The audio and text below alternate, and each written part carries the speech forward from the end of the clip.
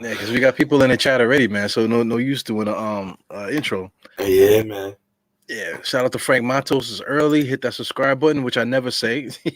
Shout out to Geraldine. Peace to you and my man Jarrell. Yeah, I'm back. I still got COVID. Me and State was talking offline and stuff. I still got it. You know, they say you're gonna test positive for 6 weeks after. So this is like bullshit.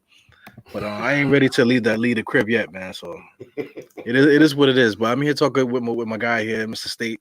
Happy to see this motherfucker, man. You know, I haven't really talked to nobody, man. It's good to see you, man. I know how that goes, man. I know how that goes. I didn't see my family for like a month when I had COVID, bro. So yeah, get better, man. I know how that goes. But you know, let's get right into it, because I'm kind of sick of listening to everybody else pod, bro. I listened to the pod the other day. I ain't even gonna say no names, but I really dislike Nick homers. So what I mean by that is, when you speak,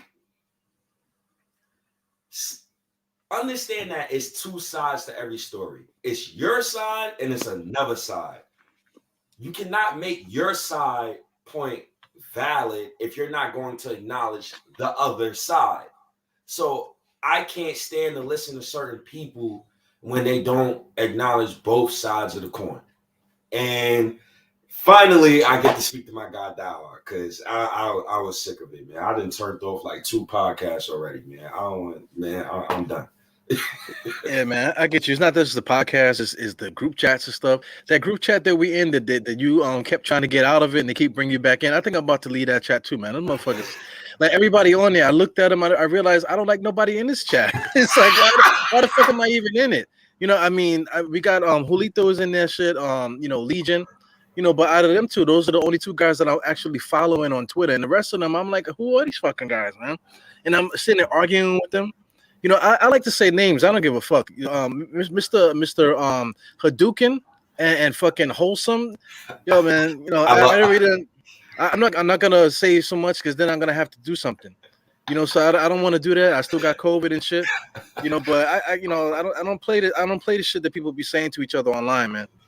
You know, there's a couple other people too that I'll leave it alone. But you know, it is what it is, man. Listen, man. They both young.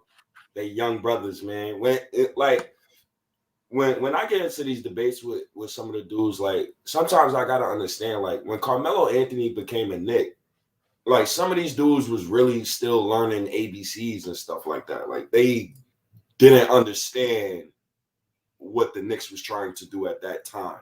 So why the hell would I listen to some of their takes if like it's like no point? It's like me telling an older folk, a 50-year-old man, how to live his life. Why the hell am I speaking to that man? Well, it's one thing too, man. Like you're talking about the age, right? Literally, the last time the Knicks were in the finals, right, was at 1999. These motherfuckers weren't even born yet, yo. They weren't born yet. So why do you have such hardcore opinions about something? No, you wrong. This, that, and the other. Listen, man. My dick has been getting harder than you've been living on this life, on this earth, man. You know what I'm saying? I just don't get it, man. I could have knocked down your auntie. I make that joke all the time. I could have been knocked down your auntie a long time. You know, you could have been sleeping in the next room while I was knocking down somebody. You know what I'm saying? Listen, man. You know, it is what it is. I'm being, you know, going over the top and stuff. But here's the thing. Like, say, old people older than me. Shout out to my pops. I'm pops 65. We got a couple older people in here that they like to talk. They don't like it when I talk crazy like that. But I don't disrespect the era that came before me, man. Like you know, Bob McAdoo era. You're talking about Walt Clark Frazier and all these guys. I have nothing to say to your older people like that, because I wasn't there. So don't. My thing is, don't disrespect another person because of their opinions. If you're not even gonna meet them halfway about their experiences in life, respect them for their experience. So I mean, you know, I think that's what works between me and you, is that we have a respect for each other. We could disagree, you know, but disagree doesn't mean be disrespectful. We can still have a conversation. That's what the fucking shit is all about. Have a conversation. Yeah. You know what I'm saying? I strongly agree with that. Hey, man, it is what it is, man. I guess that comes with the territory. of this whole Knicks content thing. I guess being called dumb once a week comes with the territory, and it doesn't bother me. It don't bother me neither. But listen, my thing is just keep the energy, because I don't I don't forget. I don't forget nothing. So it's been a couple times where we had some Nick meetings where guys said whatever they said, and then they pop up at an event, and I'm there, and I'm looking at them, and they just like like they literally don't know what's going on. So I'm like, all right, just be cool like that. Yo, Ewa, you good? Yeah, I'm good. I'm just chilling. All right, but nobody knows what's going on. I do. You know what I'm saying? But hey, Hey, I listen. We didn't have takes, right? We spoke about Fox last year. We got a whole podcast about De'Aaron Fox. Right. That's the thing. We have a podcast, bro. You know what I'm saying? Like you was doing this podcast before me. I was doing it before me and you met each other. So we have takes that go back years. We talking about 2018. We started, right? Yes. So if you want to know how we really feel about stuff, just go to our podcast. This internet shit is kind of weird, man. It's goofy. Yeah. So I guess let's get right into it, man. First news of the day that we get, we're usually getting a trade chatter, but I guess we could talk about that, in a couple. Let's talk about these so-called snubs from the rookie and sophomore game. And I seen the list of players that was selected to play in that game. And I wish you could put up the pic so people can see it. Yeah, I'm trying to get it. I'm kind of not mad at Obi and Quickly not being selected for the rookie and sophomore game, and I'm kind of not mad at Grimes or Deuce McBride not being selected either. It comes down, for me, it just comes down to minutes and opportunity, and I don't think that none of these guys got enough minutes or opportunity to showcase their talents, to get the type of stats that warrant that. And also, I think it's just a vendetta against the Knicks. I think the media just has a ploy against the Knicks. Voting, they don't like us. They don't like James Dolan. They don't like James Dolan succeeding. And, it is what it is. I just hope that Quickly and Obi and Grimes and even Deuce, who had 38, I think he had 39 points tonight, who is actually too good to play in the G League right now. I hope these guys take that as all right, these dudes want to continue to disrespect us. Let's show them how hard we work and, put on their big boy pants and produce, get them wins up. Yeah, I feel you, man. Well, I'm looking at the names. I'm trying to figure out who don't belong here. That's a good way to look at it, right? Who doesn't actually belong on this list? Okay. So for the rookies, you got Cade, you got Giddey, Duarte, Ayo, Damasu, Evan Mobley, Franz Wagner, Scotty Barnes, Jalen Green, Herbert Jones, Sengun, Jalen Suggs, Davion Mitchell. I think they all belong there, don't they? For the rookies, right? Who would you take out of there? Who would I take out of there? To put in Grimes? Herbert Jones. Herbert Jones is playing good though. Herbert Jones is playing pretty good for the Pelicans. So then, I can't take nobody off of the rookies because all of those rookies is producing. So I don't see what rookies we could take off right now, personally. Right. Now, I mean, Herbert Jones stands out because he's like a no-name, but he's actually started a lot of games for the Pelicans. And then the other only name that I see is maybe Ayo. Because I haven't really seen him much this year. Maybe take Ayo out. Nah, you can't take AO out. He deserves it. And for people who says, "Oh, who the hell is Herbert Jones?" The guy's from the Pelicans. He's a small forward. He's averaging 9 points, 4 rebounds, 2 assists per game. But the biggest thing is he's shooting 48% from the field and 35% from three. That's impressive. Yeah, that's Mr. Herbert, right? Yes. Yeah, that's fire, man. He's a good player. Very impressive. And he's getting consistent minutes too. And he plays defense too. He plays really good defense. So he checks all the numbers too, man. So guys can't be so upset every time guys get it. Of course, we want to see him there. We want to see our guy there, but there's other guys out there in this league too that have been playing pretty good. Yeah. What about that sophomore list? So with the sophomore list, you got LaMelo Ball, Anthony Edwards, Desmond Bain, Sadiq Bey, Tyrese Halliburton, Tyrese Maxey, Jason Tate, Cole Anthony, Isaiah Stewart, Jaden McDaniels, Isaac Okoro, and Precious Achua.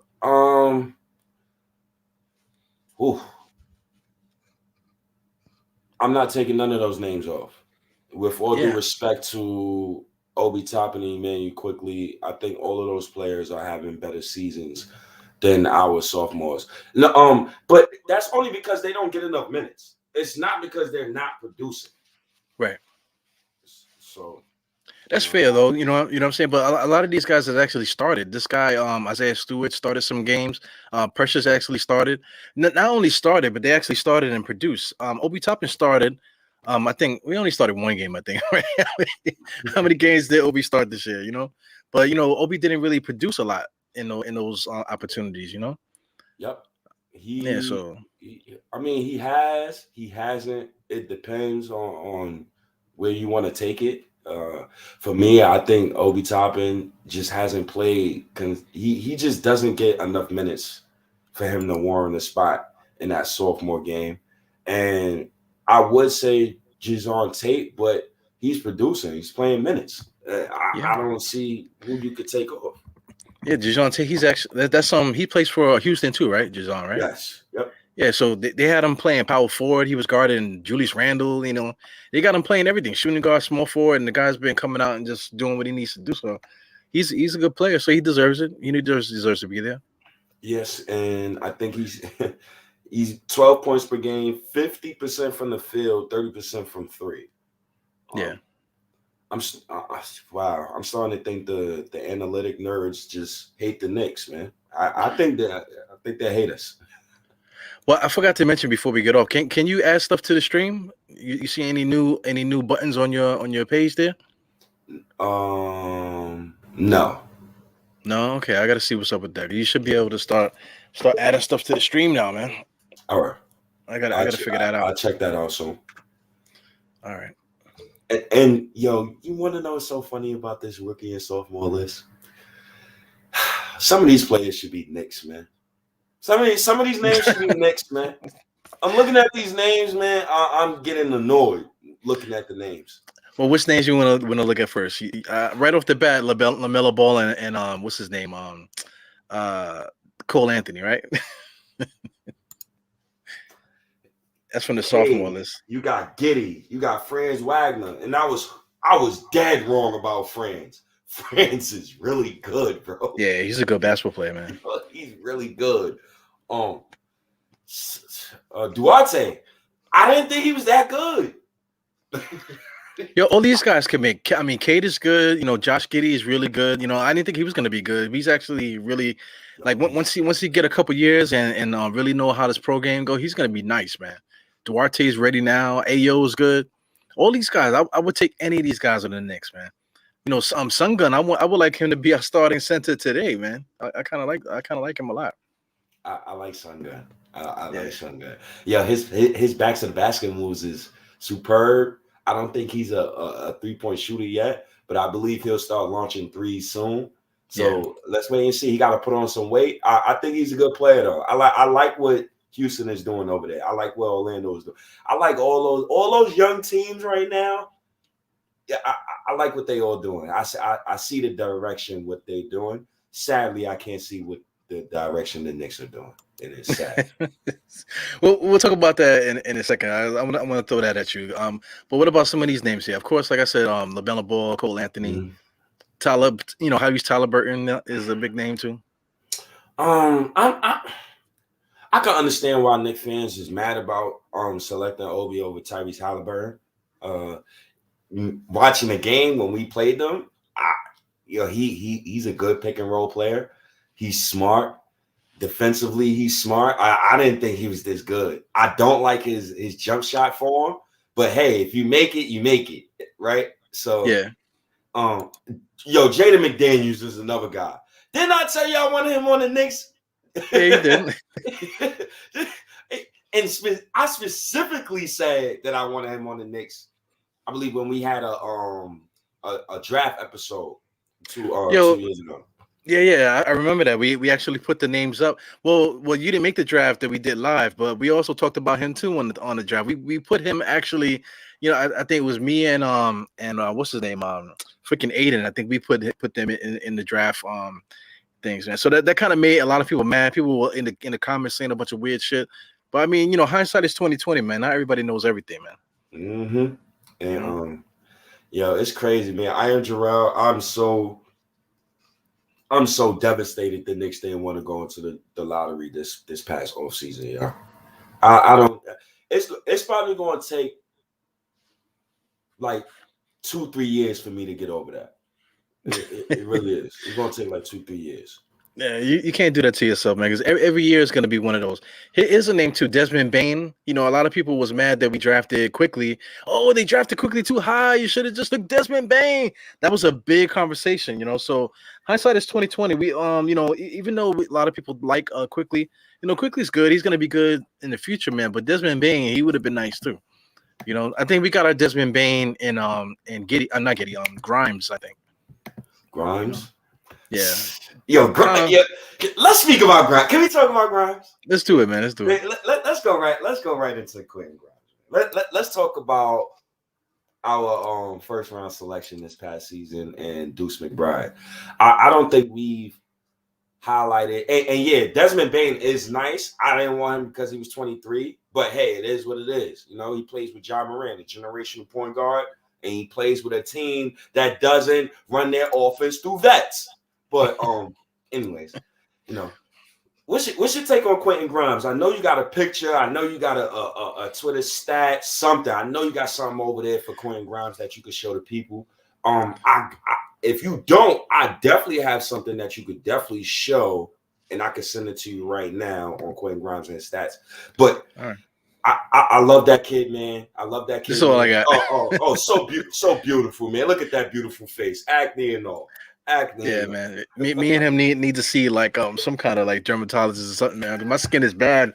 For an older person, I got like old people acne and shit. This dude here, like I always joking that he look like he washes his face with the same rag he washes his ass with. You need to fix that, man.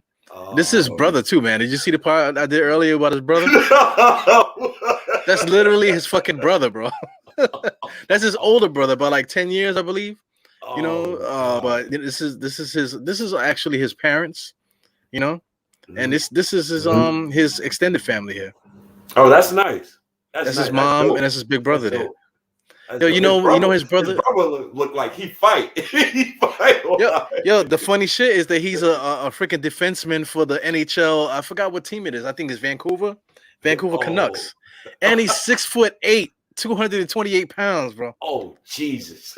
He probably give Obi Toppin the business in the post, man. Oh, man. Well, wow. Shout outs to Quentin Grimes, man. Shout outs to Quentin Grimes. Listen, I'm looking at a lot of stats for Quentin Grimes, man.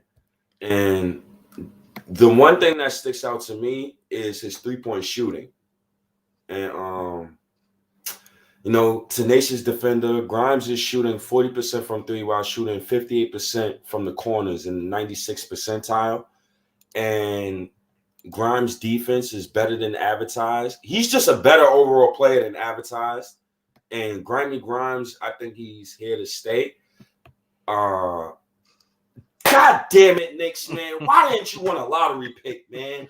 You could have had Grimes. You could have had Grimes and Scotty Barnes, bro.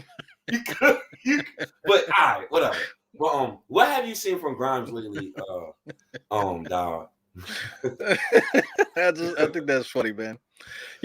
Hindsight is 2020, man. I mean, we haven't won in so long, so with Tom Thibodeau coming here and stuff like that, I feel like we needed to make a home run because you see the way people are getting on Thibs now. If we would have made the lottery last year, I don't know if we would have survived that shit because we would have got Tom Thibodeau here with a losing season. You think we would have survived that? Hell yeah, because we all would have knew. We would have understood. We would have understood. Like it's his first season. I felt like we would have understood, bro. No, with full honesty. Well, with Tom Thibodeau here, the year would have started the same. We would have had the same starting lineup with freaking Alfred Payton and all those guys, whatever. And win or lose, I think we still would have been playing those guys. True. That's very true. I didn't have a problem with the winning, with that group, with the vets and stuff, because we was playing defense, we was playing the right way, so it was fun.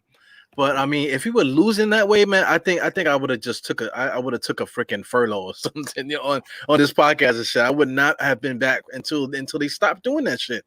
Yeah. So that's how I know that's how you feel today, right? With the current Knicks. Yes, I'm sick of losing, but I want to see development though. You get what I'm saying? Like I've never seen that from the Knicks. Like. Yeah, that's the key, man. It's one thing to lose, but it's another thing to lose and you ain't developing nothing. So like you say, like you losing for nothing. Yeah. So losing for nothing, winning just for the sake of winning, all of that falls in the same line. that's me and the Joel are the same age, man. So you get the joke though? You get the joke with that? With Danny DeVito, the DeVito twin, the Arnold Schwarzenegger and fucking Danny DeVito. Yeah, that was a funny ass movie, man. So I mean, like I said, me and Jarrell, we the same age, man. So I actually saw that when I was a kid in the movie theater, and that shit is funny, man. Yeah, I got another stat for you. Best 3-point percentage among all rookies this season, minimum 50 3-point attempts.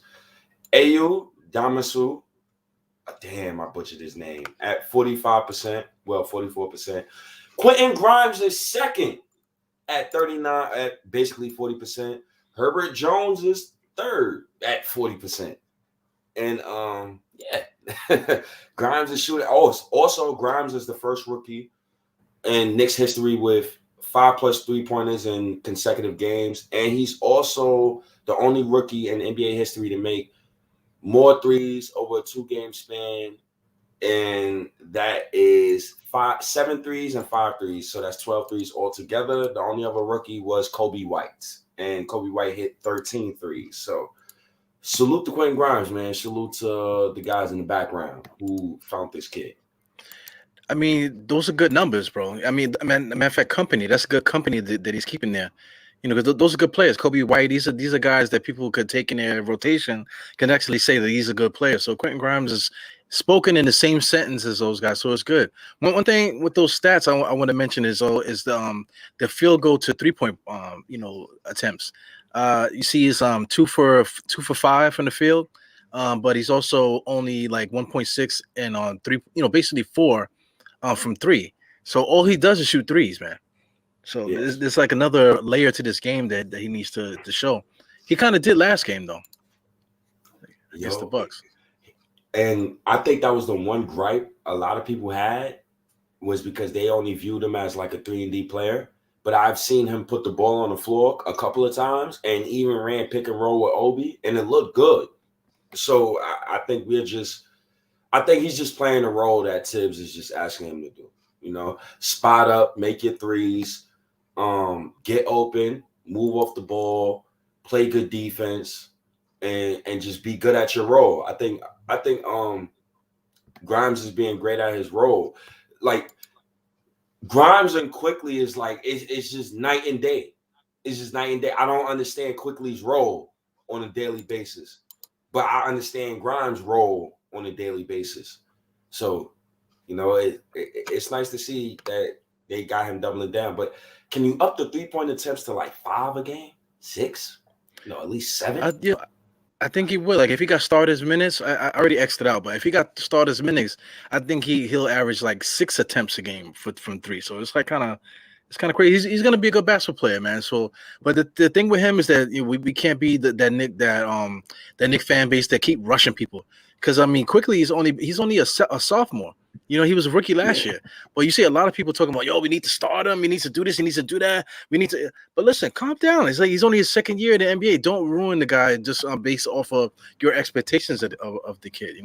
He got to have his chance to get there. He will. I think he will. But there's got to be steps.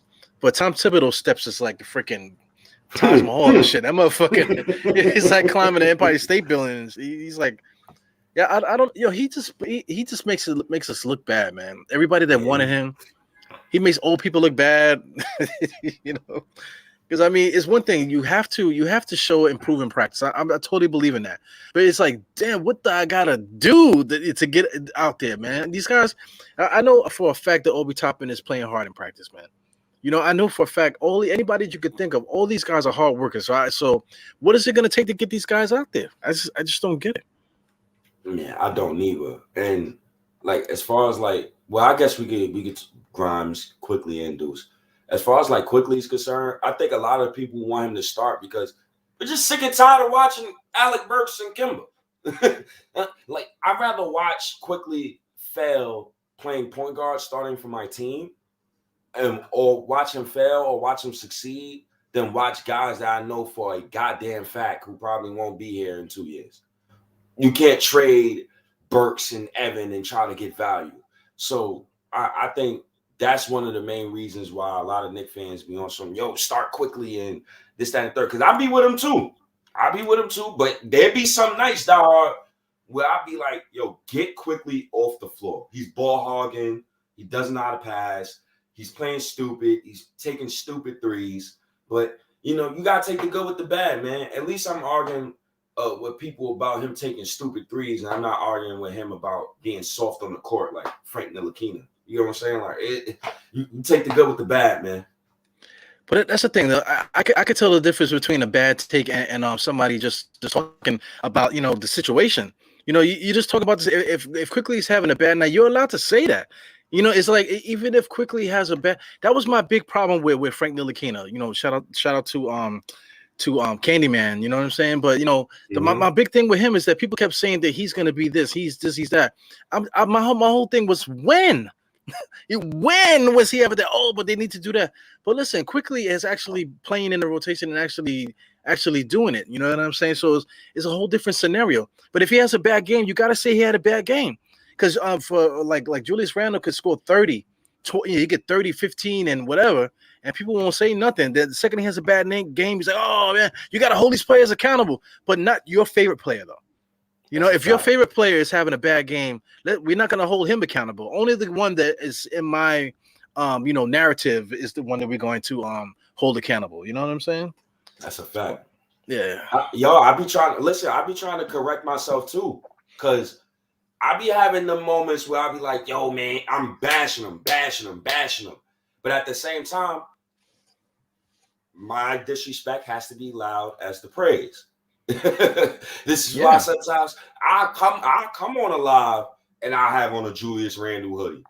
Like I will defend Julius Randle sometimes. Like I've defended him before.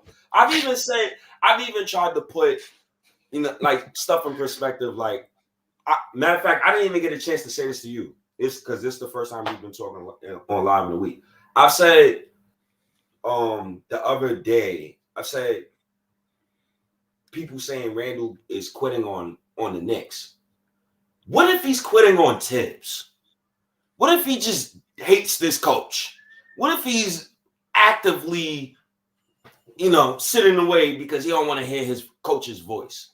You get what I'm saying? But then another thing is, well, how can you say that, State? But that man was hustling against the Kings. Like, come on, bro. This Knicks team, these players make us look stupid a lot. Yeah, we don't know the whole story. We kind of just watching. We're literally watching with a camera overhead, from whatever we see on TV. So we don't know what's going on. Truthfully, Randle probably had gas. Maybe he went to the end of the bench because he just want to let a couple go. You know what I'm saying? Before he go back into the huddle and shit. Because I mean, somebody posted the same scenario, but it was Trae Young on the side. Yeah. And if you want to compare records, their record at the time of both pitches, the Atlanta Hawks are only one game above the Knicks. So both teams, we are both losing teams. But why is when Randle does something, why is that so overblown? But if Trae Young does the same thing in a similar pick, that we don't know the context between either, because I don't follow the Atlanta Hawks and I don't care what the hell they're doing. But their fans are like, oh yeah, we pull our guys up. Their team does memes. Hey, look, we pull our guys up as shade back at us. But we don't do that for our own players. It's just weird, man. Yeah, I think accountability has to come across the board between like players, Thibs, and fans, and fans like us. Like accountability has to be held. Like I don't want somebody to say, well, State, you're an RJ truther. I know I am, but at the same time, I want to be even killed with it. Like when RJ plays bad, I want somebody, when I say, yo, RJ is doodle right now, I want them to actually believe what I'm saying. Instead of saying, man, you're just saying that because it's the moment. Yeah, yeah. Well, people don't even say that. They don't. That's what drives me crazy. They don't even say the moment because, like last night, RJ didn't play good. He didn't play good. He he had his moments. So he didn't play completely bad. We still won the game, but I mean, he didn't have like his game the way he's been having the last few games. So I mean, so if somebody says something bad about RJ, it would be you would have a reason to say it. Because my man here, he said, Thibs don't check Randall and watch him fold on the thing, this, that, and the other. But the whole thing is accountability. You got to hold everybody accountable. Not like I said, not just your favorite player. That's where the conversation gets misconstrued. Because all of us, I can click anybody here. Jarrell, Infamous King. All you guys watch games. My man, Teran Mosley, that I just used just now. We all watch games. You know what I'm saying? So if I make a statement, it shouldn't be like, oh, because of this. No, I'm talking about the fucking game that we just saw last night. Or what the fuck? I'm not talking about some shit in the air. I'm talking about what happened. Because this is how deep we in it on this thing. We talk about the Knicks. We watch the Knicks all day long like we freaking crazy. So it just annoys me when you quote unquote are supposed to be just like me, but we sitting there arguing about the stars and the moon and stuff. Yeah, crazy talk. Crazy talk. That's why I try to keep it to a minimum when I'm like gloating about RJ's great games, because at the end of the day, like it could probably look like somebody who's on the outside looking in could look at it and be like, oh, he only happy because so and so scored 30 and we won. Oh, he only happy because so and so scored 20 and we lost. Yo, it's really, and that's the reason why, like, a part of me had disliked Randall at a point, at a certain time, because Randall fans has this thing where he would score 30 and we lose by 20, but then you blame his teammates and do not acknowledge the fact that the man held the ball for 15 seconds every time he had the ball, so nobody else could get in the rhythm. Or that used to kill me. And then blaming everybody else and not holding him accountable. That was the one thing. Like, besides that, I just try to, like, let's just hold all of these dudes accountable across the board. Thibs has a problem with that, though. I don't think we have a problem with it. Thibs has a problem with it. He magnifies the bullshit Randall does. And this is why people spit even more venom at Randall. Because no way in hell you see Obi on the floor, bro, and you don't pick him up, bro. Yeah. But, I feel him, though. It's a lot of frustration. Because, I mean, even last year, we're not even running the same system we ran last year. Julius Randle's way off too high getting the ball. He didn't really do that last year. Last year, Randle had an office. This year, this motherfucker's working out of crates and shit, in the fucking park and whatever. He's working out his car this year, Yeah. So, I mean, there's a lot of stuff going on with the team or whatever. So, keeping accountable, we're talking about. At the same time, we got to keep fans accountable, between me and you, saying content creators or whatever, or just our peeps in the chat, or just Knicks universe. We just got to keep our own fans in check. If somebody says something, listen, man, you didn't see the game yesterday, bro. Just say you didn't see the game yesterday, and like just leave it like that. Don't even argue with these cats. It's like, you're not in it like how we in it. So yeah, like I'm gonna give you another example, right? Like I had to take about Alec Burks. I said I want him off my team. Every time he had a good game, bro, guess who was tagging me, DMing me, all in my posts. When was the last time somebody tagged me in a post about Alec Burks, dog? But nobody want to say, yo, you know what, State, you was right. You know what? They just want to troll, and that's where the disconnect comes from. Like people, you'll give a take about Randall. Yo, he's a championship 3 option. People thought I was actually trolling when I said that. No, I was dead we used to serious. fight, right? We used to fight over that shit, but you dead ass correct on that shit, man. I was dead serious about that, and it's no disrespect. I try not to disrespect our players. I try to put them in the proper context. If somebody tell me, "Yo, State, you think RJ's a championship 1 option?" I love RJ. I'm gonna tell you no, but I'm gonna tell you it in a different way. I think RJ's Green Lantern. I never said he was Batman. I never said he was Robin. I never called him Superman. Green Lantern got his own universe that he could control. He could be the front character or he could be the background. But I know he could be a part of a team. So he kind of look like Green Lantern though. that crazy ass haircut he be having. Oh man, yeah. He actually looks sharp though. He actually look kind of sharp nowadays. Yeah. Oh man, but you know, you got guys saying Quentin Grimes is Klay Thompson. Like whoa, like whoa. One of the greatest shooters to ever live. You know? I don't know. I call Klay the second. He's the best second option of all time. That's how much respect I got for Klay. Hands down, best second option. Klay is nice, man. Yeah, the thing about Klay is you can have him in and you can have all these sets that you're running, and then all you got to do is give him the ball. if the play is being broken, just give him the ball. What? You know, if he can get a little daylight and get his form, all he got to do is get the form popping, and that shit is money. You know, 9 times out of 10, he's just a great player, man.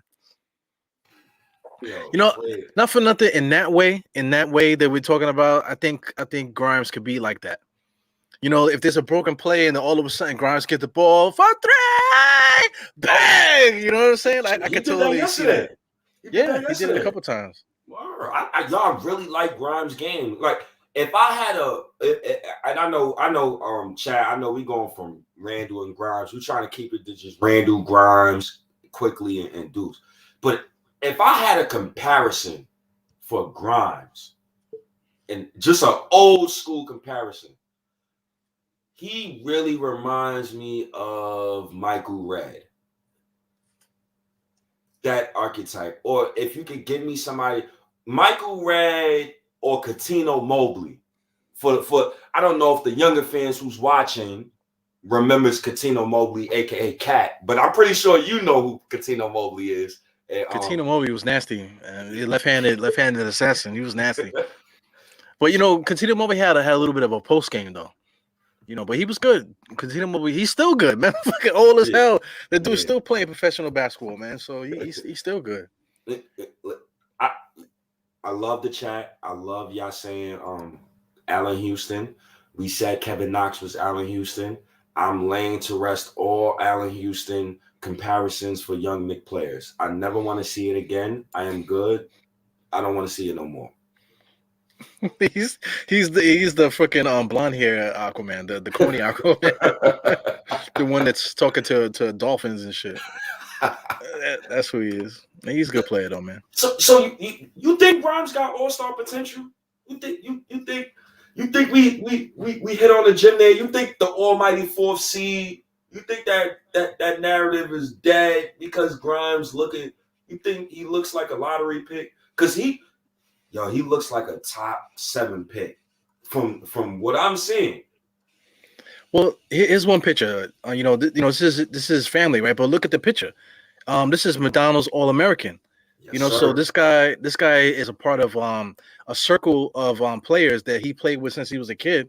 All these guys are McDonald's All-Americans. He's been playing on all the best camps and this and the other. So he's just one of those guys. So he's in the mix. So he's definitely gonna be a good player. But the way I look at him like say like I don't know, man. I was gonna say like Danny Green. You know, Danny Green comes to mind, you know, because if you're talking about winning teams like that, San Antonio like that, but I think he's a little bit better than Danny Green though. You know, Danny Green was a straight up spot up shooter. I think Grimes might give you a little more. Can we be respectful, dog? I watched Danny Green literally in 2014 shoot the Miami Heat out of games, bro. Literally, like spot up shoot though. Spot up shoot. Bro, he was shooting everywhere, bro. Everywhere. Yeah, you got to give guys respect, man. In the context of how they played and stuff, you got to give them respect. So I'm with it, man. But like one names that keep coming into my face, I'm thinking about John Starks. Not in the way that John Starks jumped out the gym, but just the simple fact that how John Starks, he could play a little point guard type of thing, spot up shoot. He could drive. He played really, really good defense. But John Starks used to jump out the gym, man. People don't talk about that. They had John Starks listed at 6'5". Yo, I seen the dude the last time I was at the Garden. Not the last time. I think we played the Bucks one game, and I was in the Chase Lounge, and I walked right past him. The dude ain't no damn 6'5", man. Because I mean, me and him almost the same height, and I'm 5'10" and shit. So I think he might be like closer to 6'2", maybe 6'3", So he jumped out the gym, but I mean that he's that type of grindhouse guy. But that's not a bad thing because you need guys like that to win championships. Yeah. To have that guy, you need a Quentin Grimes type to win a championship. Like Byron Scott. Byron Scott on the Lakers. Nobody talk about him, but Byron Scott averaged 20 points a couple years. I'm not sure if Byron Scott ever made an All-Star team, but he won championships. So you need guys like that. Guys that can shoot that jump shot, play defense. I got another guy for you. I'm going old school here. I believe he was on Dallas, and then he went to the Pistons, and he won a couple of championships. Damn. You talking old school or this is old school? Super old school or like Nah, in the 80s. In the 80s. In the 80s? He averaged 20 plus for a couple years, and then he went to the Pistons. He averaged like 14, but he won 2 chips. He helped them win those 2 chips. You're not talking about Mark Aguirre, are you? Yes. Mark Aguirre? Yes. They kind of had, I get it, they got the same body type, but Mark Aguirre, he was a big time post threat, man. He was like I can't even describe what he was like, but he was like a super nasty post up kind of guy when he was at Dallas. Yeah. So yeah, he was good though. That I like what we build, and it's just we talking about Grimes, and I'm so happy for Grimes that he can play. He can play. He can play some defense. The whole Kevin Knox and Frank experience had taught me to look for intangibles. I think intangibles is more important to me now than ever. And yo, Grimes got it all, man. He got it all. I even seen in a huddle where he actually called the other 4 guys and he said, "Come in." I've seen that. I've seen him do that. And Jimmy Jackson is another good comparison. But I think that comparison is for RJ. I like the Jimmy Jackson comparison for RJ. I like that for RJ too. So yeah, that's a good not discount double check, man. Steve Novak was Novak. He better than Novak, but Novak was money. I don't know. He was. I don't know. I don't want to disrespect him either, because I literally got a picture right here, man. Back in the days, I just got it here looking at me. This is I have ran like a half marathon in this picture, and look, I don't know if you can see the picture. See the jersey shirt I'm wearing. You see me doing a discount double check. Oh man. Yeah, I ran that was the day before Sandy hit. Wow. I ran a half marathon right before Sandy hit. Wow. Can I give you a story about Hurricane Sandy? Sure, absolutely. All right. So let's get off basketball real quick. We're gonna get right back to Grimes. So Hurricane Sandy's a funny story. So me and my friend, the night before Hurricane Sandy, we went to Queens to a strip club because I had a girl. I had a girl out in Queens. I used to talk to shorty in Queens, and this girl. We go to the strip club and stuff. You see the white people. They doing bumps and all that. They doing lines and stuff like that. So shout out to white people. You need white friends, bro. Yeah. Yes. I love those guys. Man. Just doing bumps in the street, like fuck it, Yo, they was doing bumps. Man, fuck. So continue. We in the club and stuff, we drinking and stuff like that. So it's 4 a.m. Now Sandy hits. Yo, bro, it is raining. It looked like Storm from X-Men went outside. She was angry. Yo, bro, it was cloudy as hell. So we takes a cab from like one side of Queens to the other side of Queens, like the last stop on the A train. Then you got to take a bus to like, it's on 71st and Continental, and then you got to take a bus.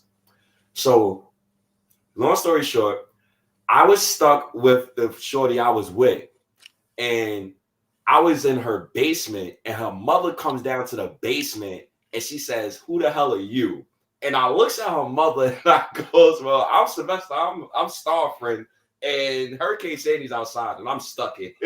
And I tried to hide, but I guess I can't. She's like, "Man, if you don't come upstairs." So I goes upstairs.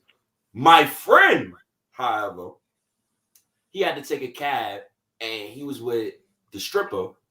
He goes to the stripper house. While the stripper she was on her menstrual cycle. Oh my God.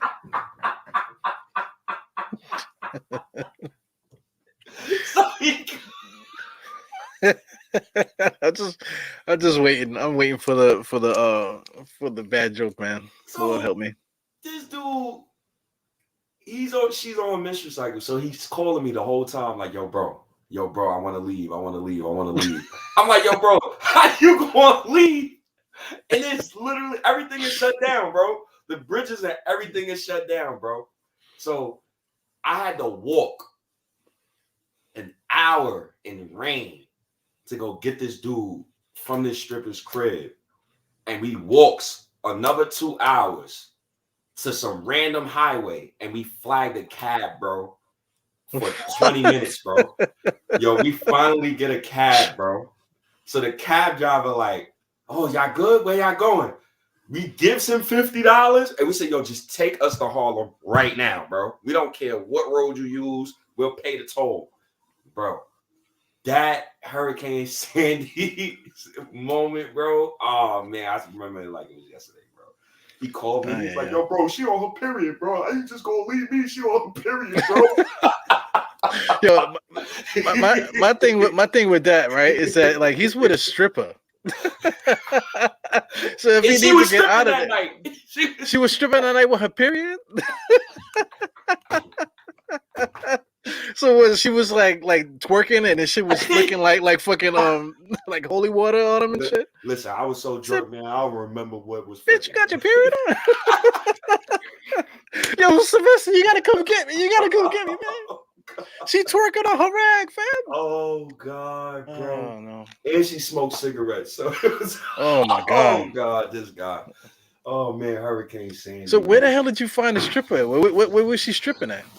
I forgot. It was like I forgot, bro. Like it was some little small strip club in Queens. Like I don't even remember where he was at, bro. He's in West Bubba Hell, bro. Don't pull the string.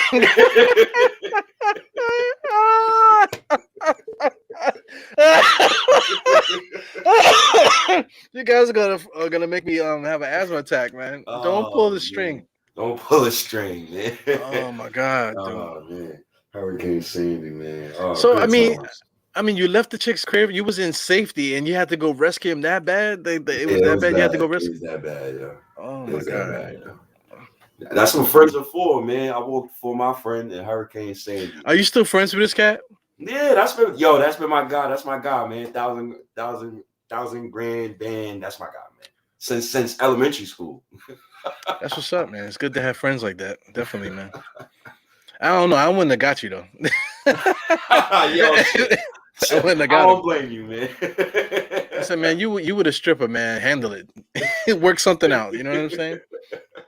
Oh man. And 2014. Didn't Randall get drafted in 2014? Maybe. Ooh, wow, that was such a long time ago, man. He was one of my favorite players in college too. That's what's funny. I loved him at Kentucky, bro. He's good, man. But just judging of what you remember in Kentucky, I don't think he was this the way that the Knicks want him to play Tom Thibodeau with the 0.4 stuff. Do you think that was the guy that he was then or projected to be? Yeah, but it's not in the first option role. You get what I'm saying? Like, but yes, all right, because you seen it in college. You seen him take the rebound and go coast to coast, just like you seen Grimes in college beat people off the dribble. You know, just like how you seen Deuce in college play point guard. Like we've seen it. It's just the role that he's given. Like give him a proper role and he will flourish. But you know, Quentin Grimes and Deuce. Shout outs to Deuce. I guess we could talk about Deuce for a bit. You know, Deuce he's killing in the G League, man. 39 points, I think 10 assists, 2 steals, I think a block, fills up the stat sheet. It's like the Fred VanVleet in the G League. Like he's just too good for the G League. He's too good to the point where like you almost want to find him minutes. But that's the thing. I think that's the key with it. When these guys like that, say even like Jeremy Lin, when Jeremy Lin came to the Knicks wasn't even thinking about him. They sent him to the G League, and the motherfucker was doing exactly what Quentin Grimes is doing: 39, 17 assist games and shit like that. So there's like, oh shit, we can't keep him down there. Every time we set him down there, he's getting all these career games, triple doubles and stuff. So the Knicks brought him up, and then they just happened to throw him in the game against the Nets. So he played against Deron Williams, and then once he got his opportunity. Yo, not only did he play good, he bust Deron Williams' ass, man. So that's key. You know, he even made me because I never forget it. Mike Breen was like, "Yo, Jeremy Lin doesn't stand a chance." I remember he said that as soon as he came in the game. But he proceeded to bust Deron Williams' ass. So that's the thing. When the Deuce comes up from the G League and he gets minutes, he got to act like he don't want to get off the floor. You know, he got to be so ignorant when he get out there that like I cannot never not take this kid out the game. You know, that's how Grimes have to be. So in my opinion, from watching him play, even when he plays you know, the little bullshit you know, minutes at the end of the game, he's not playing hard and crazy like he plays in the G League. You know, he has to take that dog to the game and let Tom Thibodeau know you cannot sit me down, fam. You know? You wanna know what's so crazy? Yo, I 1000% agree. And I just think that he just damn, I can't even I don't have no rebuttal for that. Because you're right. When he did get in games, you didn't like you seen it, but you didn't see the what's the word I'm looking for? You didn't see the urgency that Grimes had. Like when Grimes got in, you seen the urgency. Like you seen the urgency. When Obi got in, you see the urgency. You see the urgency. You didn't see the urgency with Kevin Knox. And it did, like, you know, I strongly agree with what you just said, bro. Yeah, I mean, you know, I'm glad we agree. Same thing with Cam. When Cam comes to the game, he got the same energy, kind of like, oh, I'm just in here. I'm like, okay, yo, you want to be in a rotation, fam. You gotta like get in there and let Tom Thibodeau know that you cannot sit me down. I'm not gonna let you sit me down. I'm gonna play so crazy that it's gonna make everybody go against you. You know, that's what you got to do. Grimes did that. How many times did Grimes get benched in the beginning for no reason? We always say, yo, put this kid in. So now it's to the point where Tom Thibodeau can't take him out. Can't take him out. And you can't. I want to defend Cam Reddish real quick. Yeah. Emmanuel Quickley was acting like a goddamn idiot. This is what I don't like about Quickley. Reddish didn't play all game. He comes in the game at the 5-minute mark. Emmanuel Quickley, you're a point guard, or you aspire to be a point guard. Find Reddish a good shot. Don't dribble 12 seconds off the clock, then find Reddish so Reddish could put up a stupid shot. I was really annoyed with Quickley behind that because it's like the mindset of a basketball player. You get what I'm saying? Like the mindset of a point guard. Okay, he just got in. Let me get my guy a shot. Okay, he just got in. Let me get my guy a shot. Oh, Obi didn't touch the ball for 2 possessions. Let me get Obi. No, that's not Quickley's game. Quickley want to shoot a stupid-ass 25 3-point shot. And stuff like that blows mine. Like, it's really to the point where, like, I'm almost ready to ship his ass out to Sacramento. So he needs to chill on that and understand, like, yo, bro, get your guys involved. Now, as far as Reddish is concerned, yeah, I felt like last game he was playing with urgency only because he dove on the ball and he was playing hard defense. I think the first minute he wasn't playing with urgency. I think once he got into the rhythm, he started, and you see the like defensively, you've seen it. 6'8", 7'1" wingspan. Why can't I see Reddish and Grimes on the perimeter together, bro? Yeah, they have to take it though, man. If they get minutes, they gotta just make Tom Thibodeau make that decision so hard. One thing with quickly could be grouped into that thing too, because when quickly was a rookie, they was given all the time to this kid. They gave the opportunity to what's my man that we traded for Rose. I can't even think of his name. Dennis Smith Jr. Yeah, Dennis Smith Jr. I can't even think of the kid's name anymore because that's how bad Dennis Smith was acting like he didn't want to be there. You know, say, listen, the starting point guard was his. You know, all he had to do was play hard. You know, and he did it. And who played hard as soon as he came in? Quickly came in there and just took his job from him. So bad that they traded Dennis Smith almost immediately for Rose. You know, left it like that because if Dennis Smith played well, they probably would have traded quickly for Rose. You know, somebody else would have got traded. You know, not necessarily quickly, but somebody else would have got traded. You know what I'm saying? So I mean, you have to you cannot allow these guys to take your opportunities right out your mouth. You know, if you want to be there, you got to let these guys know that they can't take it from you.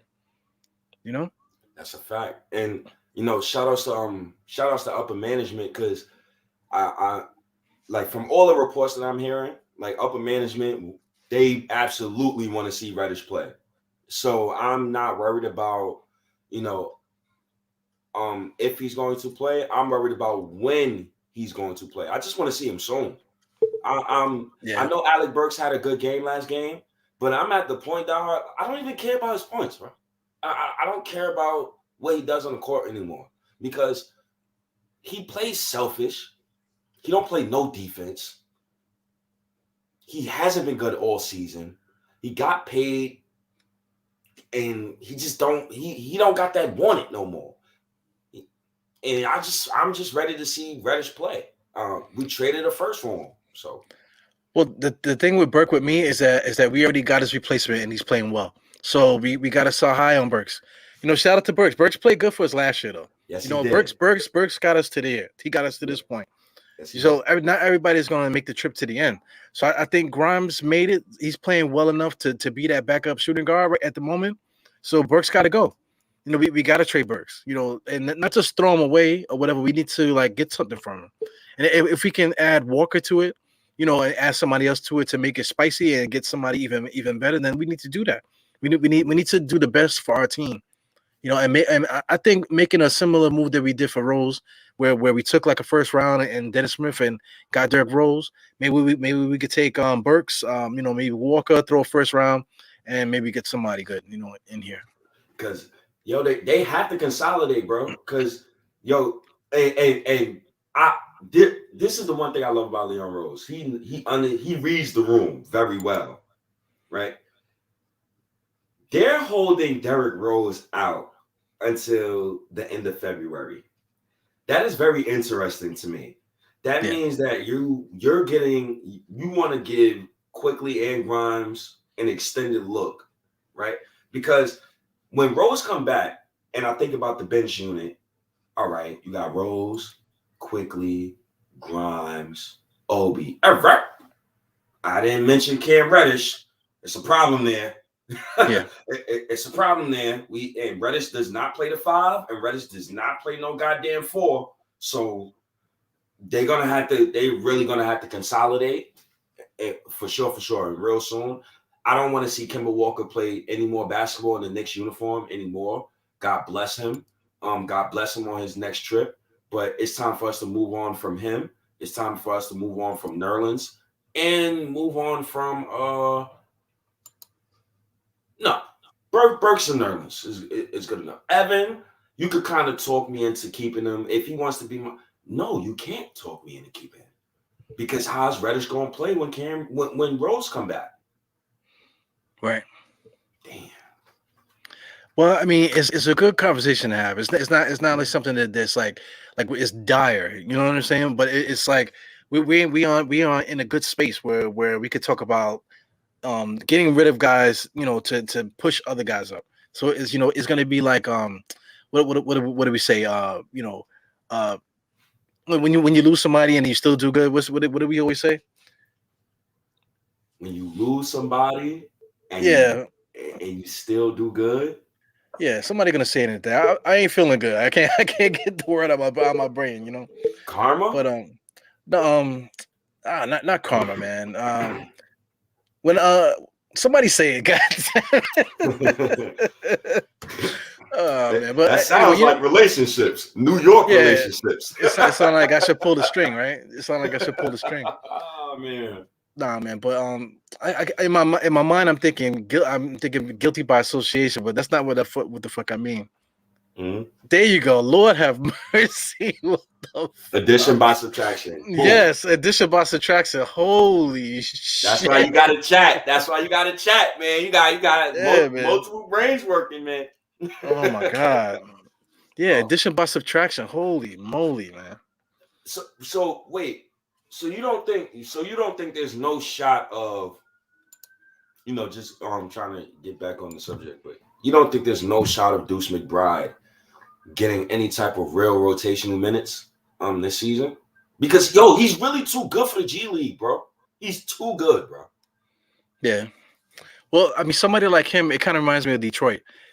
Detroit when Isaiah and them was there, like the next couple years, they went and drafted a couple guys. They had a couple dudes on that roster that once they got Richard Jefferson and those guys over there, not Richard Jefferson. My brain is shot. I mean, once they started winning the championships over there with Chauncey Billups and those guys, they had a couple. Billups, Yeah. Was oh man, Tayshaun Prince, Ben Wallace, yeah, those guys.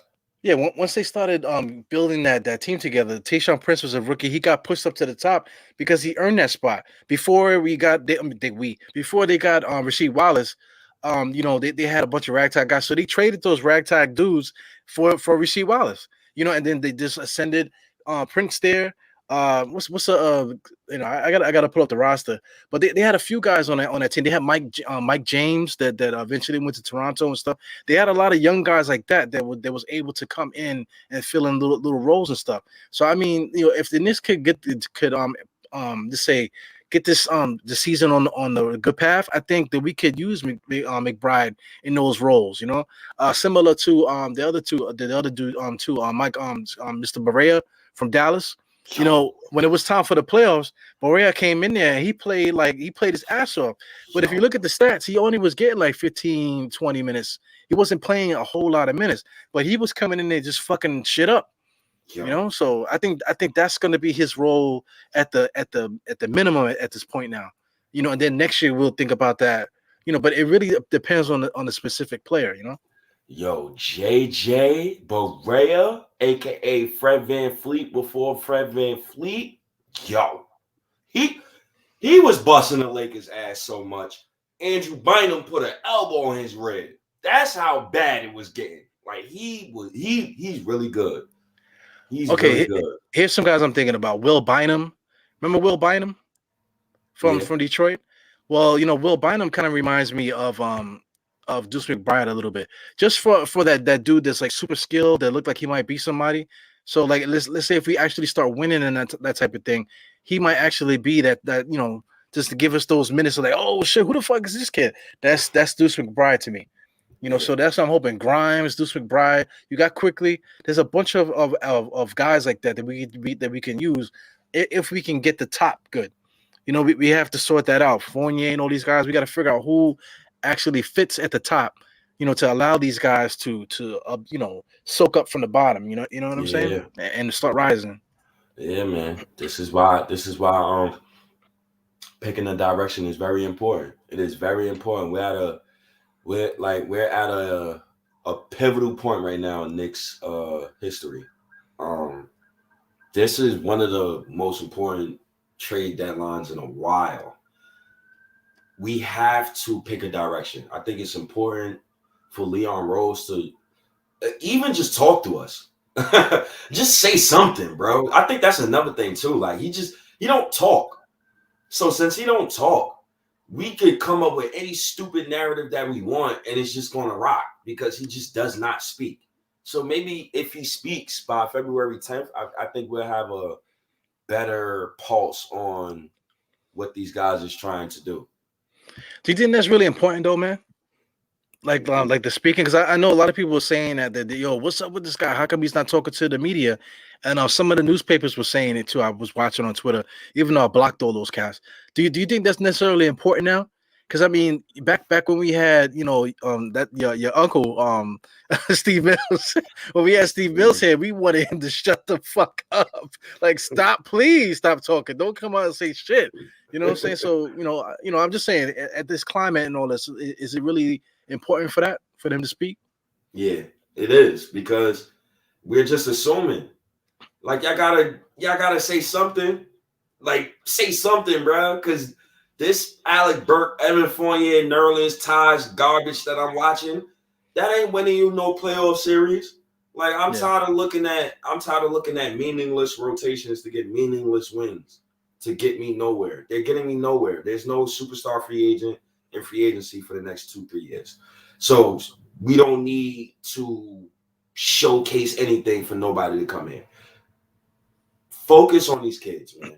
Focus on what we have now that can help us in the future. Either they can help us by trading for a star, or they can help us by becoming stars themselves. Something. Say something. Shout out to Jay from Florida, my guy, man. Say something. Yeah, shout out to Jay. Masai talks a lot, and I agree with Jay with that. I can't stand Masai though, man. I think he's a lucky son of a bitch, bro. I think he is super lucky. Yo, do you remember that? Remember that he signed this guy Landry Field to that contract or whatever to block the Knicks from signing Steve Nash, but Steve Nash never even signed with them. He went to the Lakers. He went to the Lakers, yep. Yeah, so a dude like that got lucky and won a championship with Toronto. No. That's not luck. That is called developing. Luck? No, that is called developing your talent. A. B. Stealing first-round picks from the Knicks because they used one of those picks to trade for Kawhi. And right. C. Trade for Kawhi. Trade for Kawhi. So that's how that goes. They developed their talent and then struck when the time was right. Listen. He also was lucky too, man. There's a lot of luck involved in that. With him especially, because I mean, Fred VanVleet, Fred VanVleet and Siakam, those two guys developing talent. Okay, cool. So they were very lucky getting those two guys because they basically. I think was Fred VanVleet even drafted? Bingo. Keep going. But how lucky is that?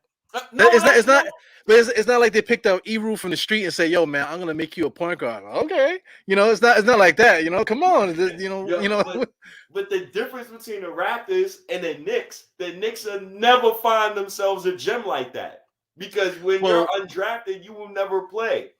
Well, at the time we wasn't that team.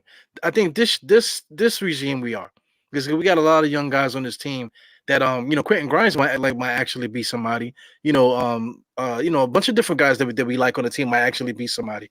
So I mean, our story is being written, but at the time I get it. But they were running DeRozan and Lowry into the ground every single year. They weren't getting them no help. You know what I'm saying? Then out of nowhere they get tired of it and they trade DeRozan that was drafted to them and all that, and they traded him for Kawhi. And then a lot of injuries happened. In the playoffs. What about hiring Nick Nurse? You fired the coach of the year, and then you hired Nick Nurse. You hire a no-name coach. A coach. So I mean, yeah. Well, go ahead. Continue your excuses. No, I'm about to agree with you because I mean, like Tom Thibodeau was that guy. He was coach of the year last year. So we need to find our Nick Nurse, right? That's what you're leading to, right? We got to find our Nick Nurse. Yes, because this. Do you see how Nick Nurse used RJ? Yeah, I get it. Yo, come on, man. But at the same time, RJ got to bring it every night, though, man. How many different ways did RJ play this year? I mean, he played mad different ways this year. So can I answer your question with a question? Yes. So how many ways did Thibs run his offense this year?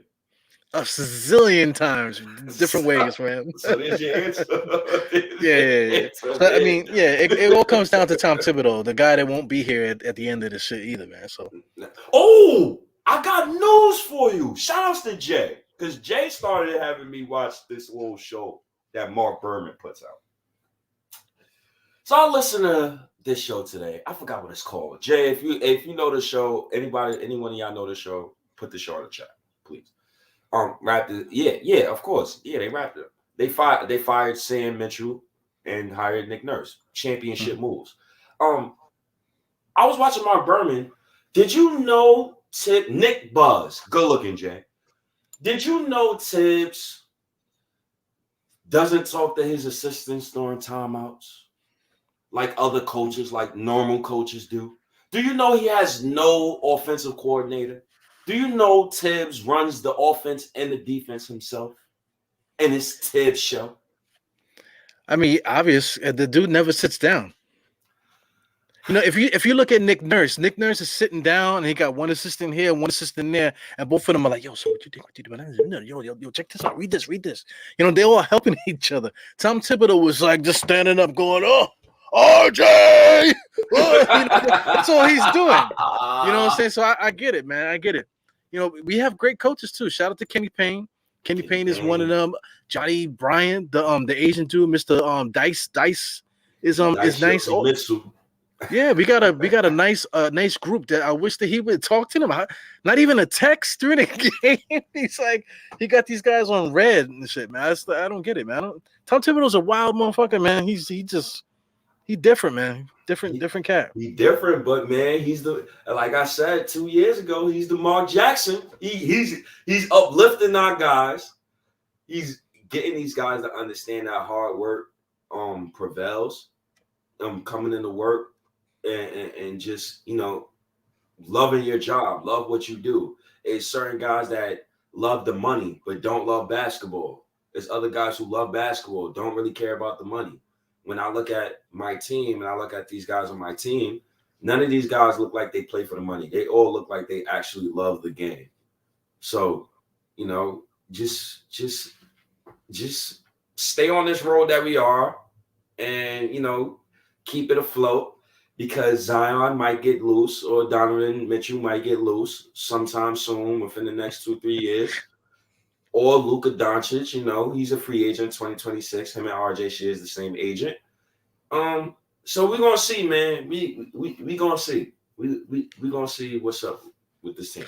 But that's a problem, though. Like, man, we was talking about conversations and shit. Like our Knicks fans, oh, I like this guy, and then we're having these arguments about shit that don't mean nothing, you know. But we're not having conversations. Everybody just kind of just yelling at each other, you know. So if we can get it back to conversation, then we'll be fine as a fan base.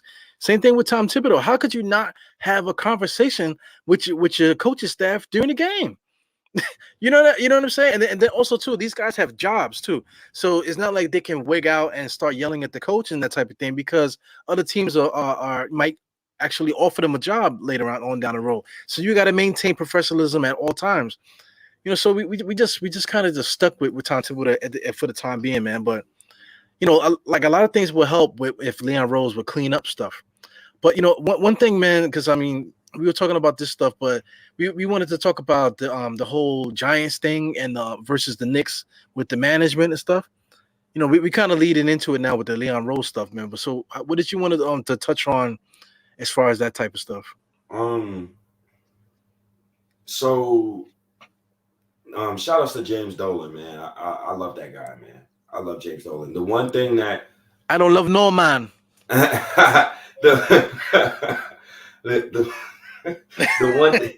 The one thing I give to James Dolan is he hires minorities. He hired the most minorities in professional sports within the last 20 years. He's trusted a black man with a job that he had no business having for like 17 years. He's hired the first black female coach in the G League. He's hired the first Mexican American coach on his staff. He's done a lot. He's paid for Tyson Chandler's private planes to go see Tyson Chandler moms during the season. Paid for Julius Randle fine earlier this season. Telling the media to F off, leave Randle alone. He's not available right now. Stuff like that, protecting the players, protecting the team.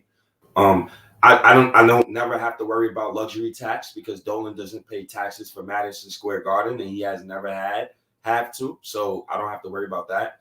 And just looking at the Maras and the Grand Wizard Maras and how they run their operation, it's ridiculous. So a story comes out today that Brian Flores is basically calling out the Giants in the NFL. And Bill Belichick let the cat out the bag with a text and basically just told Brian Flores, like, the boys, the guy who has no coaching experience, Caucasian male, was hired. And he was hired 3 days. That was 3 days before the actual news came out that guy was hired. No coaching experience. Brian Flores had a stupid tour and he was winning games, 8 of his 9 games. And Brian Flores was fired after winning season. Cool. But what I'm getting at is the practices, man. The practices is ridiculous. Only one black coach in the NFL. And we need to appreciate what James Dolan do, because it's tough, man. It's tough what I seen today, man. The dude, and the only reason why they even interviewed him was because they had to meet some stupid quota. And right, that's I read that and that kind of like, because I didn't really care. I'm listening to it. So I was okay with the coach they did hire. So I'm like, okay, fuck it. But then when I read that, that's what that kind of made the ping go up, because I mean, that's what makes it real a little bit. That whole stupid quota shit. Because I totally get it. I have to interview this black guy, or they're gonna say I'm racist. You know what I'm saying? That type of thing. So that to me makes it 10 times worse. Ridiculous, man. But teams, they have to evolve with the times. It took the Knicks 20 years to finally get that together. Letting the you say like James Dolan had Jerry Buss and those guys. I'm talking about owners that were like all in the spotlight. They were calling the shots from behind the scenes.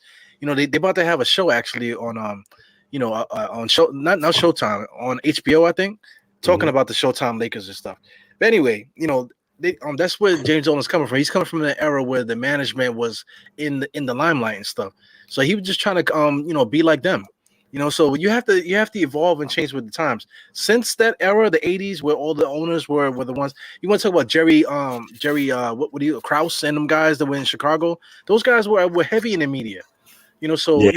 Nowadays you have to move in stealth. You have to evolve with the times. You have to not necessarily just go out there and just hire black people. That shit is fucked up. You just have to open up the thing and give everybody a chance to at least apply. You feel me? Yeah. So the Giants, that's the problems with the Giants. The Giants need to figure that out, because they're still living in the Stone Age with that whole mindset. They're still living in the 80s with that hell, those practices and stuff. They got to figure that out. And draft and drive bust in the lottery like Danny Jones, that'll also put your set your franchise back. So it's tough, man. It's tough. So I hope the Giants get it together, because I'm a Giants fan and I'm out right now, man. I'm fair weather right now until they get that together. But the Knicks, I'm dog, because we saying pick a direction, but they picked the direction. They kind of did pick a direction, but it's like they're like, when you at the pool, you want to put one toe in to see if it's cold. They got 2 toes in the pool right now, man. I need them to dive in the pool, man. Yeah, that's our problem as Knicks fans and stuff. We kind of just want it just to happen already, But what's the name? Leon Rose is in the back. He still got his T-shirt on and shit. You know what I'm saying? He's at the bar trying to get his stuff together. Putting suntan lotion on his kids and whatever. He's doing that type of stuff. But I want to shout out to Jarrell though. Jarrell did make a point. He said that they did interview 3 other black coaches or whatever.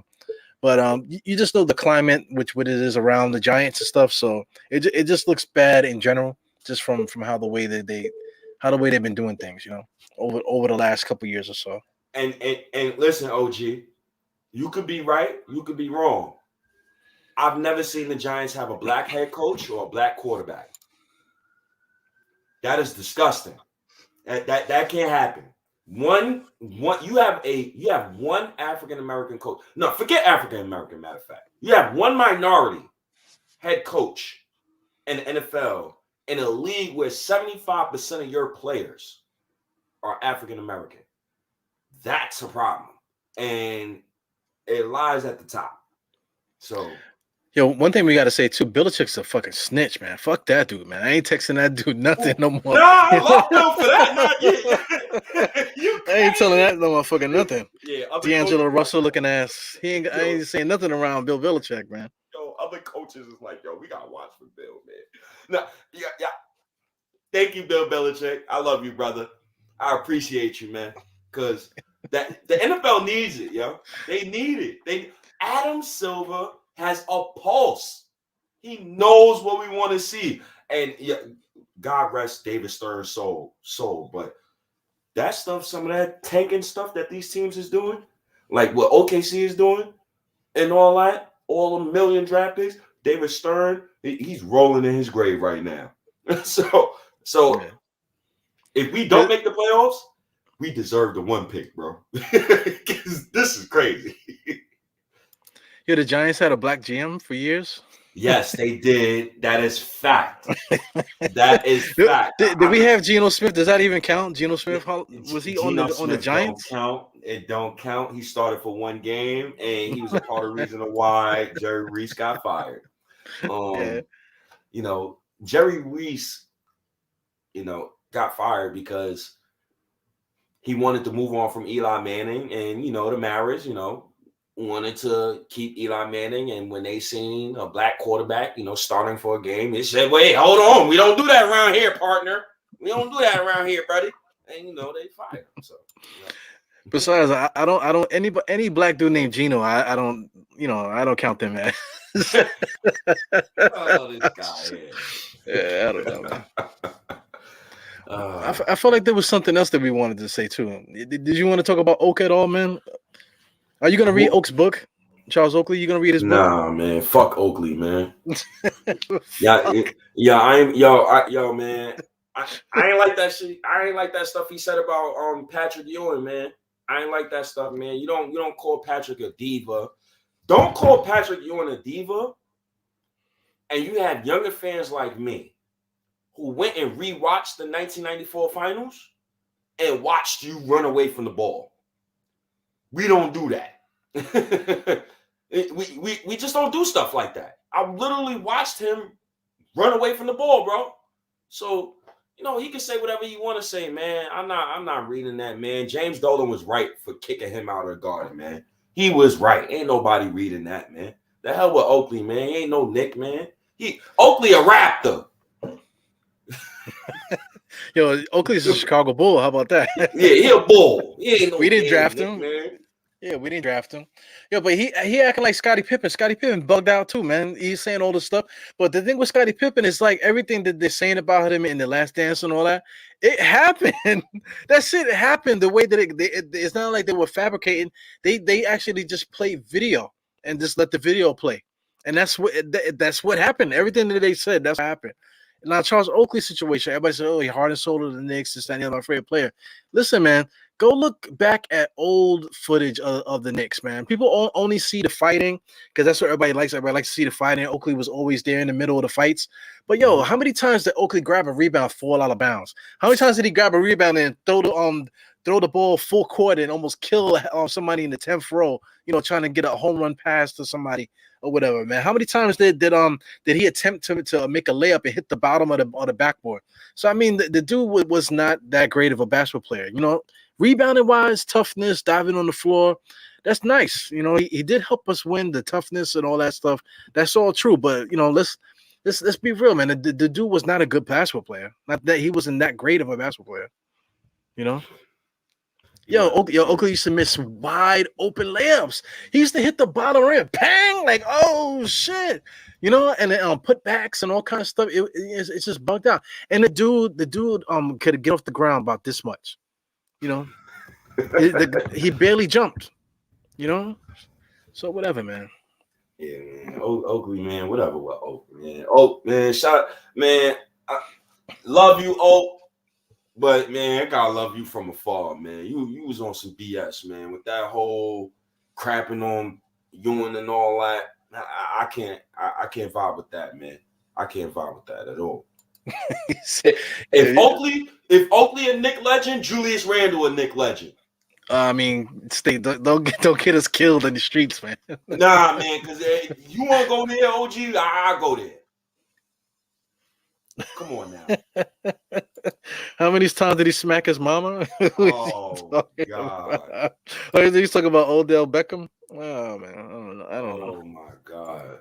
Yeah, but Oakley's crazy, man. You know, I got a lot of stuff to say about Oakley, man. But Oakley's 6'9" and he's like 260. So I mean, you know what I'm gonna do? So you got it, Oak.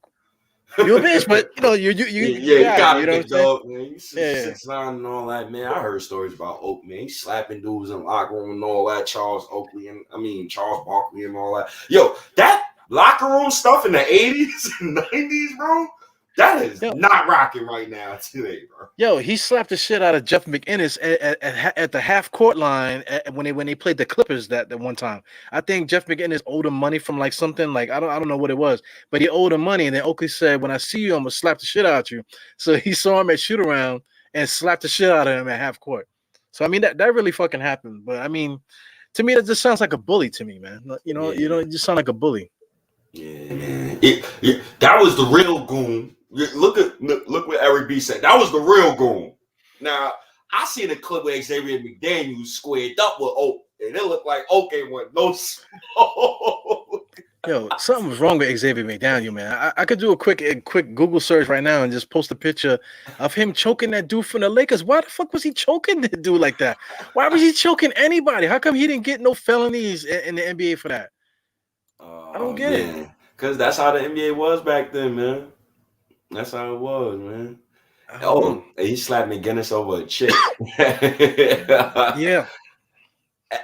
Look, X-Men hands was swift. Word up. Oh God, man. Look. Oh my God. There's so much. Yo, let me just show you show this quick. I'm losing my voice. Let me just show you this real quick. This is Xavier McDaniel's choking cats. Yo, do you see this shit? Oh God, yo. What the fuck is wrong with this dude, yo? Why he choking dude? Dude got his hand up. Yo, what's like with this? He's like, yo, help me. He got two hands on his neck, man. Yo, he crazy, man. Shout outs to the X-Man, man. Yeah, he's bugged out. He's crazy, man. Shout outs to those 90s Knicks teams, man. These dudes was battling Black Jesus, man. I can only imagine, yo. I can only imagine those dog fights they was in with Jordan, man. I'm so glad today's NBA don't have a Jordan, bro. Somebody help him. Somebody help him. Oh God, help me, please. Oh man. That shit is crazy. But yeah, I guess you got into everything, man. Fuck Oakley, man. Jamal Howard, man.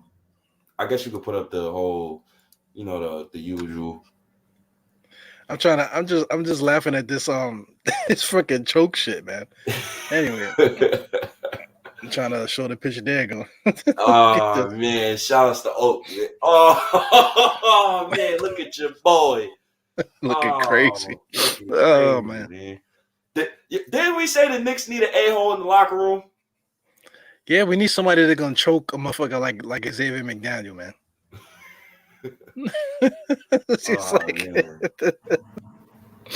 Oh man. So the banners and shit, right? Let's do that. You can find us. Yeah, man. You can find us, man. Amazon, Apple, Player, iHeart, Google, TuneIn, Stitcher, Google Podcast, Spotify. Yeah, man. Y'all see us, man. Y'all know what time it is, man. Look at shout out to Xavier McDaniels. Oh my Lord, bro. This guy here, that's a living embodiment of a Knick, man. Choking a dude around his neck. Yeah, how do you what do you call it here? Do you call like a regular foul, a flagrant foul, or are you calling the cops? What do you do? I don't know, but Xavier McDaniels he would have been calling my left hook right to his grill while his hands were on my neck like that. Yeah, you gotta stab a motherfucker like this, man. Fuck that. Fuck fight. You gotta stab this motherfucker. So hopefully the Knicks show some fight like this picture, man. Start winning some damn games, man. I don't see no fight in that bitch. I see a cry for help. Like, Lord, help me, please. But all right, man. Yeah, I'm out of here, man. I appreciate you guys, man. I appreciate you, Hero, man. Finally, you come back from COVID. Basically, Thibs had Ebru situational, so that's why you didn't see him for the past week. But now we had an injury, so that's the reason why you see Ebru. Yeah. Well, we're gonna try to get back together, man. As you can see, I'm still coughing, still not right yet. So, I'm still trying my best. I have to get the juices flowing. I got to get everything flowing back. Yes, sir. Try to get it back together. But I'm out of here. Salute, man. Yo, salute to the OG. I am Jarrell, man. Thumbs up in the chat, man. Get those likes up. I appreciate y'all. And I appreciate the comments too, man. I noticed a lot of comments lately. I go through the runbacks and I'll listen to it sometimes.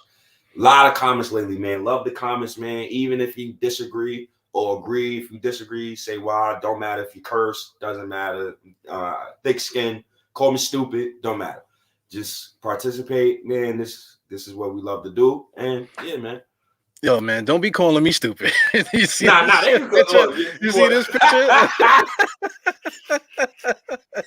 He's like, oh, fuck that. You call me stupid. You gonna end up like him. Yeah, man. Does Ebru got a choker, bitch? Oh man. All right, fellas. Fucking product placement. Oh, God, yo. All right, Joe. All right. Good to see you, State, man. Yes, sir. Have a good night. Peace, man. All right, y'all.